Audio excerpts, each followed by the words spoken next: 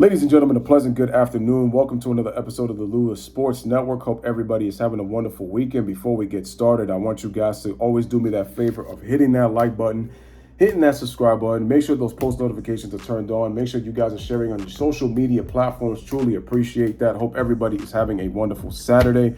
Peace and blessings to everybody, man. I hope you guys are enjoying yourselves, and I definitely appreciate you guys. As always, without you, there is no me. Continuing to always liking, sharing, and subscribing to the channel. Definitely appreciate y'all. Now, real quick note before we get started on the video, I apologize for not being as active like on live streams or even in the videos. I've had a crazy hectic schedule, but I will let you know that I will be going back live around the week of August 14th. So there will be a little more consistency. We'll be talking about basketball. Obviously, we got some baseball still going on. And then we obviously got football season coming up, some NFL football, so can't wait. So yeah, we'll be doing live streams again on the NBA and stuff coming up on the week of August 14th. So stay tuned for that. Definitely appreciate you guys. Just been a little bit busy with the jobs and stuff like that. So I've been like really tired, man. But thank you guys. I appreciate you guys as always. Now on to the video. This video is going to be talking about two things. I'm going to go a little bit deeper on the 2011 stuff about LeBron James because I know that it gets beaten to death, but there's some things that people need to really think about the things that I'm going to mention in this video when it comes to 2011, since LeBron fans want to have it their certain type of way. But before I get into that, let's talk about Tracy McGrady. Tracy McGrady the other day, a couple of days ago, this past week, said that he could not have LeBron James as the greatest of all time. And the reason for that being is because of what happened in the 2011 NBA Finals. His disappearing act is the reason he cannot have him as the greatest player of all time. And he said the difference between Jordan and LeBron is, he says, as much as amazing of a player as LeBron is, he said when it came down to in the biggest moments, Jordan could go get a basket anytime at will. Now, does that mean that Michael Jordan was always great in the fourth quarter? No, he was not. He was not always great in the fourth quarter because that lets you know that nobody's perfect. But what Tracy McGrady really is saying is more times than not, you can rely on Michael Jordan in the fourth quarter than you could with LeBron James. I know that LeBron fans are going to take this out of context and they're going to probably say this. Another LeBron hate video. Tracy McGrady, who the hell is he? Tracy McGrady, a guy who was 0-7 in the first round. Tracy McGrady, a guy who was a role player on the San Antonio Spurs, had to team up with Tim Duncan, Tony Parker, and Manu Ginobili. And LeBron waxed that you-know-what in the 2013 NBA Finals, and he sent him packing and left him ringless in T-Max last season. So who the hell is Tracy McGrady to be talking about LeBron James when LeBron is a four-time champion, four-time Finals MVP, four-time regular season MVP? Who the hell is Tracy McGrady? He ain't nothing compared to LeBron. So why does he have a right to speak? He doesn't have a right to say anything. Who is Tracy McGrady? That's LeBron fan logic, ladies and gentlemen. All right, now we come back. Let's come back. Tracy McGrady's right, and I agree with him, and here's why. I'm going to backtrack, and I want you guys to listen and really pay attention and marinate of what I'm about to tell you. You guys remember that LeBron James won back-to-back MVPs with the Cleveland Cavaliers, back-to-back 60-win teams. Didn't make the NBA Finals after all the hype with him and Kobe and the puppeteers of Nike of getting that Kobe-LeBron matchup, especially with the fact that Kobe and LeBron had just won Olympic gold as teammates in 2008 in Beijing. Fast forward, 2010 offseason, LeBron James gets eliminated by the Boston Celtics. LeBron James makes a 1-hour special of ESPN about his decision of going to Miami, going to South Beach, joins Dwayne Wade and Chris Bosh, two players that he won Olympic gold with as Olympic teammates in Beijing, two players that were from the same draft as LeBron James. Chris Bosh, the number 4 pick from the Raptors, Dwayne Wade, the 5th pick for the Miami Heat. Continuing this, now let's go to the MVP logic. LeBron James led the team in scoring in the regular season in his first year in Miami. LeBron James, with the expectations he'd guaranteed not 1, not 2, not 3, tell him LeBron, not 4, not 5, not 6, not 7, not 7. And I truly believe that. Remember, these are your words, Bron. Ladies and gentlemen, wasn't it LeBron James that also said that he is not a role model from the Nike commercial that he made when he was trying to become the villain, trying to embrace the role as the villain because of the fact that Cleveland fans had burnt his jerseys. They thought LeBron had quit on them. Dan Gilbert accused LeBron of quitting. LeBron guaranteed 7 championships joining the Miami Heat, despite the fact that he played his contract. And let me say this right now. LeBron James, as a free agent, has every right to go wherever he wants. He played out his contract. He has the right to go wherever he wants. But with that being said, when you put the amount of pressure and expectations that LeBron James did, and Miami being the most hated team in the NBA for that season, mostly because of LeBron, and people forget that LeBron and Wade were considering going to the Chicago Bulls. Something to keep in mind. Now, as we continue, I remember the game that LeBron scored 38 points when he first returned to Cleveland, and they called him Quitness. We are all witness to LaQuit, LaChoke, LaChicken, all the names that they said to LeBron, and LeBron scored 38 points. He had 24 of them in the third quarter, shut down the critics, and had himself a game, one of the best games of his career in the regular season that helped turn their season around. People felt it was that game. Miami wins 58 games. Who won the MVP that year in 2011? It was the unexpected 62-win Chicago Bulls with first-year head coach Tom Thibodeau and MVP winner Derrick Rose, who his role players, Joakim Noah and Carlos Boozer, who was a former All-Star with the Utah Jazz, they missed a significant amount of time during the regular season. Derrick Rose's second best player was Luol Deng. Now stop right there. LeBron fans were like, Derrick Rose didn't even have the numbers to be the MVP. LeBron should have been MVP. LeBron was the best player in the regular season. Remember, LeBron led the Miami Heat in scoring. Let's go to the postseason now. Ladies and gentlemen, who led the postseason in scoring for the Miami Heat? It wasn't LeBron James. It was Dwayne Wade. Dwayne Wade averaged 24.5 a game in the postseason. LeBron averaged 23. For those who don't know. And Wade shot 48% from the field. Let's move it a step further. Against the Boston Celtics, LeBron James averaged 28 a game. You would think, with the numbers LeBron put up, he was the number one player on the team. No. Dwayne Wade averaged 30 points, 5 rebounds, 7 assists against the Boston Celtics in the 2011 playoffs in the second round. Guess how much Wade shot in that series? He shot 52% against the Boston Celtics with the big four of Paul Pierce, Kevin Garnett, Ray Allen, and Rajon Rondo. LeBron was putting up number 2 numbers next to Dwayne Wade. The 28 that LeBron scored average in that series are usually number 1 numbers, but Wade was better than LeBron in that series. Now let's fast forward to the NBA Finals because we already know what happened in the Chicago series in the conference finals. We already know. Let's go to the NBA Finals. And let's go to the Dallas Mavericks. The Dallas Mavericks were underdogs against the Los Angeles Lakers and against the Miami Heat. The same Dallas Maverick team that LeBron fans love to say, oh, but you don't understand. That Mavs team was mad good. They swept Kobe Bryant and the Lakers. You're right. The Lakers came off back-to-back championships, and the Lakers were the favorites, and they choked. They got swept. As a matter of fact, the Lakers had double-digit leads in both games 1 and 3, and they blew them. And the worst part is, the Lakers were already in trouble from how they played against the New Orleans Hornets. They were already in trouble from that series because the Hornets took 2 games from them. And as a matter of fact, the Lakers did not have the shooting. They didn't even have the bench to be able to compete with the Dallas Mavericks. Dallas spaced them out. The Lakers never made the Mavericks adjust to their style of play. They did do it in the beginning of game 1, but for some reason, for the rest of the series, the Lakers were trying to play Dallas' style, and they got cooked. Especially in that last game, they lost by 36 points.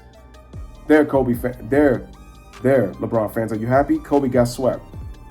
I can admit that without a problem. Let's go to the NBA Finals fast forward. Who were the favorites against the Dallas Mavericks between the Mavs and the Heat?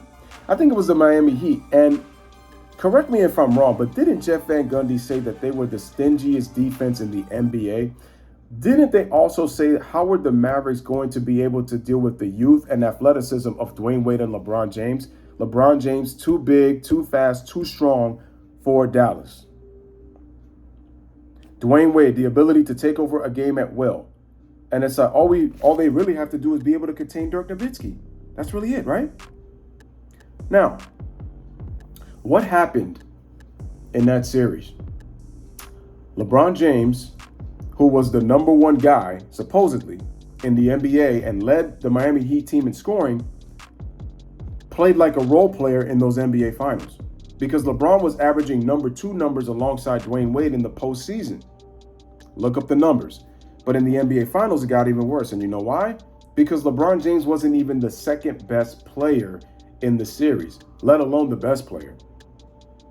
How about the fact that Dwayne Wade led all NBA final players in scoring in that series? Wade averaged nearly 27 a game on 54% shooting. Did y'all know that Dirk, who won the finals MVP, only averaged 24 a game and shot 41% for the series? But it gets even worse for LeBron because LeBron was the 5th leading scorer in the series, and he was the 3rd leading scorer on his own team. LeBron shot just under 48% from the field, and he averaged just under 18 points, 17.8 to be exact. He was outscored by Dirk, by Wade, by Bosh, and by his one-on-one assignment that he kept getting cooked the entire time, and that would be the Jet Jason Terry, who is slower than LeBron, who is not as strong as LeBron, and who is smaller than LeBron at 6'2", and LeBron could not stay in front of Jason Terry. I'm going to remind you guys again what Magic Johnson said in Game 6 of these series. He says, I want LeBron to have some fun, and I want to see if he can guard Jason Terry. I've already said this in the videos already about that. But let's look at the numbers, and it gets even worse. Now, when it comes to the fourth quarter, ladies and gentlemen, along with what T-Mac was talking about and Michael Jordan getting a basket at will, and he could go get a basket just about any time you could depend on him. Because Steve Kerr, yeah, he made a winning shot. He makes big baskets. John Paxson has made big baskets. But here's the difference. LeBron James a lot of times has trailed in playoff series, where Jordan has been up in series 3-2. And as the favorite, Jordan never choked. As the favorite to win a playoff series. You can't say the same about LeBron James. And when it comes to the biggest stage, in the fourth quarter, ladies and gentlemen, who shot the ball the best in the series? In the 2011 NBA Finals. It wasn't LeBron James. He actually shot the worst out of all the players that averaged at least 3 points or more in the fourth quarter. That would be Dwayne Wade. See, Dwayne Wade averaged 7.3 points per game, and he shot under 56% from the field, ladies and gentlemen. Who was second in field goal percentage? That would be Dirk Nowitzki, but Dirk Nowitzki averaged the most points. He averaged just under 11 points per game and shot just under 52% in the fourth quarter. Ladies and gentlemen, do you want to know what LeBron's numbers were in the fourth quarter? LeBron averaged 3 points per game on 33% shooting. And the worst part about it is he scored 0 points in the fourth quarter in Game 4. On top of that, LeBron James didn't even score 10 points in Game 4 of the 2011 NBA Finals. How many points did he score, ladies and gentlemen? He scored a total of 8 points. Excuse me. And this video is going to be a little bit long, but it's like I have to mention some things right now. LeBron James was tied with 2 role players on his own team in fourth quarter scoring. Do you want to know who those players are, ladies and gentlemen? That would be Mario Chalmers, who averaged 3 points per game on 50% shooting. And Udonis Haslem, who was also in LeBron's same draft class and averaged 3 points per game and shot just under 54% from the field in the fourth quarter. LeBron James played like a role player, even though he led the team in scoring in the regular season, but yet was number 2 in scoring in the playoffs on his own team. So LeBron was not even a number 1, despite the fact that he's a number 1, if that makes sense. And let me tell you this, ladies and gentlemen, I'm going to end the video and I need you to think about this very closely. What if LeBron James did win that MVP over Derrick Rose? Remember, he came off back-to-back MVP seasons. That means that LeBron James would have won 3 straight MVPs in the regular season. You know that would have joined him with Larry Bird, That would have joined him with Will Chamberlain, and that would have joined him with Bill Russell. You know the difference between Will Chamberlain and Bill Russell and Larry Bird and compared to LeBron James? I think Wilt and LeBron, I think, are the only MVPs, I think, that made it to the finals that didn't win the championship. I think. I could be wrong about that, but at least in 84 and 86, in Larry's 3 straight year run, Larry Bird won the championship in 84 and 86 and won finals MVP in both of those. And guess what, ladies and gentlemen? Larry Bird went to the finals all 3 years, in 84, 85, and 86, winning 3 straight MVPs. LeBron James lost in the conference finals. He lost in the second round when he was in Cleveland, makes it to the NBA finals, and has the biggest choke job of any superstar in NBA finals history. And he wasn't even putting up number 1 numbers the entire postseason because Dwayne Wade was that much better. Now, could you imagine if LeBron won 3 straight MVPs and you come up that small with the amount of expectations and pressure you put on yourself from the minute you made the decision to go to South Beach? Could you imagine? How would history have looked at LeBron? You know, the same LeBron where his fans love to go, oh, LeBron should have been the MVP and that team, they swept Kobe Bryant. LeBron James was the favorite, ladies and gentlemen. With all the pressure that he put on himself, he failed miserably. Now, how about this? Could you imagine if LeBron would have won the regular season MVP, 3 straight MVPs, and then he wins the championship? LeBron fans go, see, because of LeBron, he came in and he led them to that title. See, they never would have won a championship without LeBron. That's fine. Now watch me spin it and give you, I'm about to hit you with that Uno reverse card. What if Dwayne Wade won finals MVP, ladies and gentlemen? What would have been said by the media? The media would have said, LeBron James would have never won a championship had he not joined Dwayne Wade. Because Dwayne Wade was a finals MVP in 2006.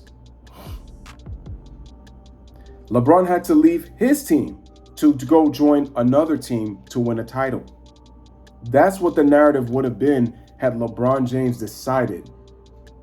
Had LeBron James won an MVP for the 3rd straight year, but you didn't win the finals MVP. Could you imagine LeBron winning the regular season MVP with this kind of performance in the NBA finals?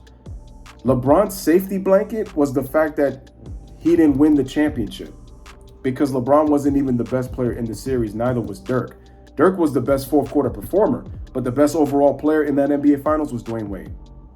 And that's what I need you to think about. So when you guys go around talk about, oh yeah, Bron should have been the MVP, he was the best player in 2011. Do you know how much damage that would have done to Bron's reputation if he would have won an MVP on top of the fact that he choked so bad in the NBA finals? On top of the fact that he wasn't even the best player on the biggest stage to win an NBA championship, it was Dwayne Wade? How was that going to look on LeBron? LeBron then would have been the best player on only 3 of his championships. Actually, no, I'm sorry. No, correct me. No, I'm wrong. LeBron would have been the best player possibly on 4 of the 5 championship teams, and definitely Miami would have been looked a little different if they would have won 3 championships in 4 years. But still, it would have been Wade got that finals MVP. And it would have been Bron played with a finals MVP, with a 2-time finals MVP. So just because you can gloat and talk about, oh yeah, if LeBron would have been the MVP of the regular season over Derrick Rose, and he was the best player, this and that, he was the best in the game.